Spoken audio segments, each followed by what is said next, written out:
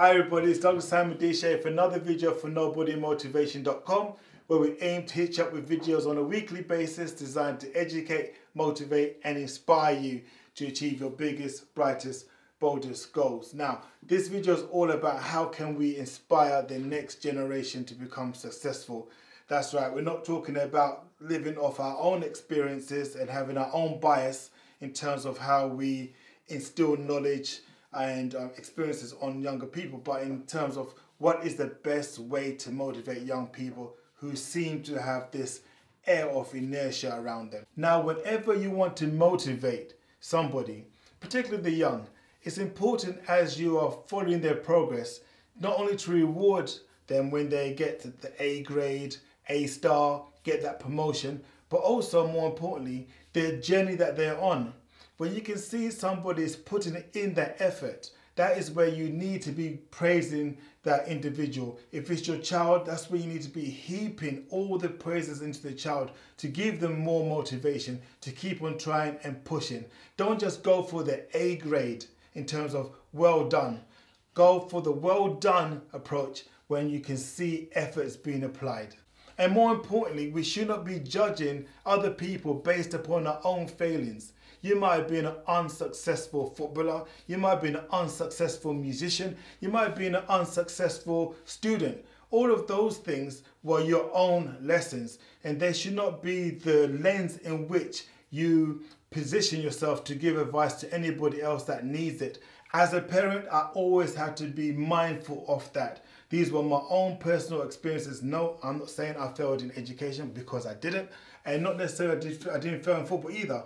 I didn't. I just didn't take it as far as I could have. But those things should never be put onto somebody else in terms of a way to motivate them.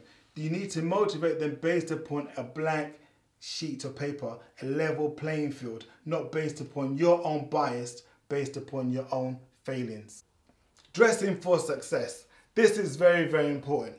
If you want to inspire somebody, recognize this one principle. They're looking up to you, not in terms of the position that you're on a pedestal and they're in the pit. I'm not saying that. They're just looking at all the cues that they can gauge from you so that they can try and emulate that. This is why it's so important that we pay attention to our own regalia, how we dress ourselves, how we conduct ourselves, how we carry ourselves, the words that we use. We have to pay very, very close attention to that, because we are being watched all the time. So I tell my children, if you want a job higher than your current station as it stands, dress for the high position. That way you end up starting to believe you can be in that position. Don't fake it till you make it. Actually live it till you become it.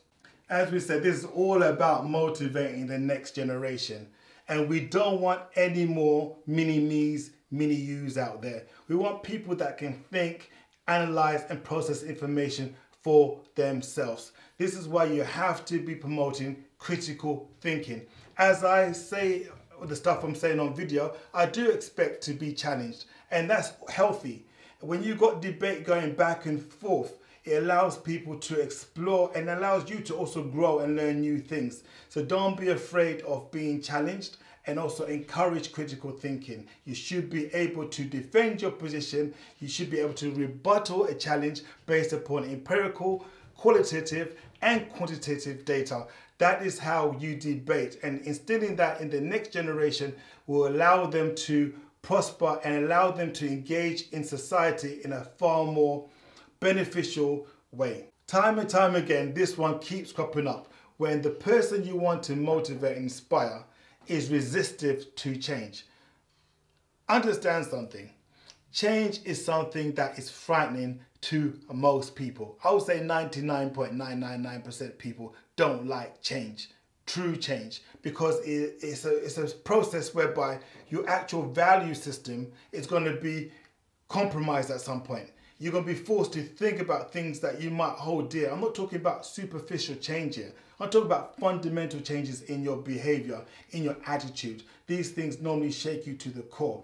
So when we try to motivate the younger generation, this happens every time with my children, they normally have to experience things for themselves. I end up telling them this famous line where it goes, what's better than a young person's knowledge is an old man's experience. And they look at me like baffled until they go out and try out that thing that they thought they knew everything about, and they get burnt. But then they get the experience and they slowly start to understand the meaning behind those words. So what we need to be doing is encouraging the young generation to go out and get those experiences for themselves. Fail quick and learn from your lessons and move forward. Okay? And last of all, you have to recognize that when you try to motivate somebody that's 2 or 3 generations below you, they're coming into the world with a vast amount of different experiences to your own. My generation, we grew up whereby there were telephone boxes at the end of every other road. You know, we jump on the bus, there'll be a ticket inspector and they have the actual machine printing you out a ticket. You know, this is not the generation my kids grew up in. They come into this world with a vast amount of digital experiences that are completely foreign to generations either 2, 3 above my own. Okay, because they grow up with that technology. I learned it as I was growing up, yes, but these children, you can see them even at the age of 1, 2, 3, being able to interact with iPods, iPads, and all sorts of digital devices. It's a completely different landscape to the landscape that we have. So when we give advice, please make sure that our advice is not the type of advice that belongs, right, in the industrial ages. It's not the type of advice that belongs in the Stone Ages.